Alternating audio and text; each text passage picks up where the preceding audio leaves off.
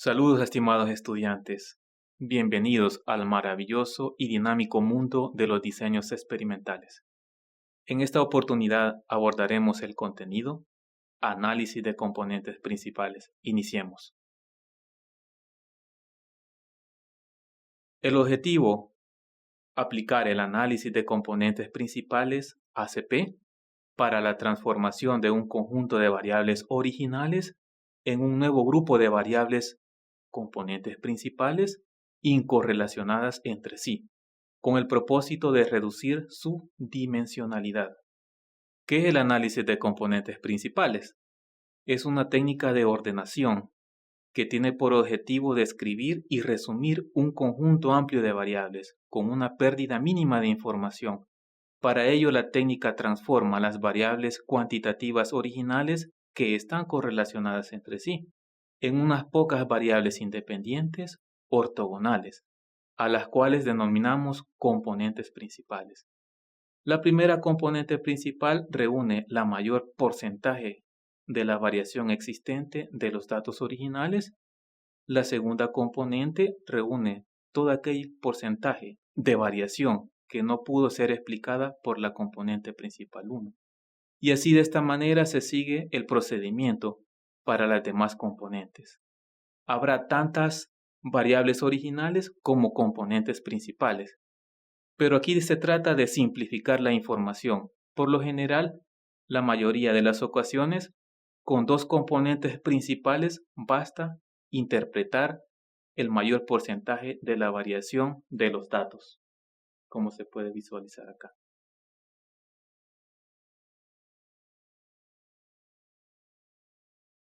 Por ejemplo, en la figura se visualiza que se tiene un conjunto de datos con sus variables cuantitativas correlacionadas en una matriz de datos,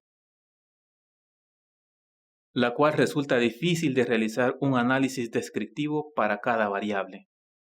Para facilitar el análisis se aplicará un ACP, donde se reduce la información generalmente a dos componentes principales, como podemos visualizar acá, ya que reúne la mayor parte de la variación existente de las variables originales dentro de la matriz de datos, con una pérdida mínima de información relevante. Requisitos para poder aplicar un ACP. Las variables tienen que ser cuantitativas. El número de casos debe ser mayor que el número de variables cuantitativas originales. Esto se visualiza en la matriz de datos. Las filas representan los casos, desde el caso 1 hasta el caso 6. Y las columnas representan mis variables, variable 1, 2 y 3. ¿Por qué utilizar el ACP? Para la reducción de dimensión.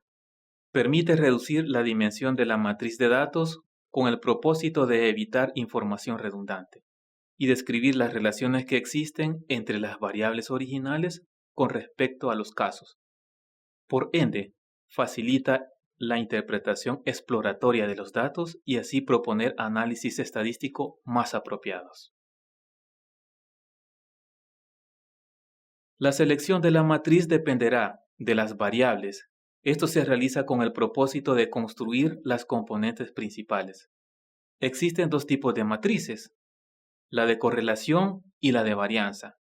La matriz de correlación se utiliza cuando las variables tienen unidades de medida diferentes. La matriz de varianza se utiliza cuando las variables tienen unidades de medida homogéneas. En este ejemplo se tomó del artículo científico de Villarroel, Álvarez y Maldonado, que consistió en la evaluación de 5 formulaciones de mermelada de mora y su efecto en las variables sensoriales, sabor, color, olor y textura. Nos preguntamos, ¿qué formulación de mermelada de mora presenta el mejor perfil sensorial? Al final de la investigación se llegó a los siguientes resultados.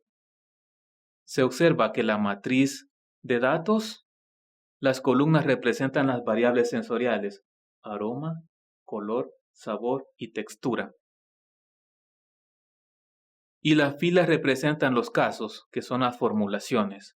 Tengo la formulación M1 hasta la formulación M5. Se nota que el número de columnas es menor que el número de filas, por lo que se cumple con los requisitos previos. ¿Cuántas componentes principales seleccionar? Se seleccionan dos, la componente principal 1 y la componente principal 2, debido a que la variación total explicada acumulada de las dos componentes es de el 91.02% de la variación total existente en la matriz de datos. Está siendo explicada por la componente principal 1 y la componente principal 2, con una pérdida mínima de información. Por ende, se procede al análisis de la información. También existe otra forma para determinar el número de componentes principales para analizar la información, como el diagrama de codo. Vemos la matriz de correlación entre variables originales y componentes. En ella notamos que en la componente principal 1, los mayores valores en valor absoluto son 0.67 y 0.62, que corresponde a la textura y color. Por ende, la componente principal 1 se encuentra caracterizada por la textura y color. En la componente principal 2 son el aroma y sabor. Observamos el biblog del análisis de componentes principales. Los vectores representan las variables sensoriales, textura, color, aroma y sabor, y los puntos representan las formulaciones. Se nota que la formulación de mermelada de mora Don Serafín se encuentra muy cercana a la componente principal 2. Entonces, dicha formulación está caracterizada por tener un buen aroma y sabor. La formulación M4 se caracteriza por tener una buena textura y color, pero un sabor relativamente malo. Esto último depende o se determina mediante el efecto espejo. Las formulaciones M5 y M1 tienen características similares debido a que los puntos están relativamente juntos. Es por ello que se caracterizan por tener una mala textura, mal color, mal sabor y aroma. Esto se da cuando los puntos están en un lugar del plano relativamente opuesto a los vectores de los perfiles sensoriales. La respuesta a la pregunta es: la mermelada de Don Serafín es la que posee mejor perfil sensorial. Con ello ya respondimos la pregunta que nos hicimos previamente. Gracias por su atención prestada. Espero que haya interesado este tema. Nos vemos en la próxima oportunidad.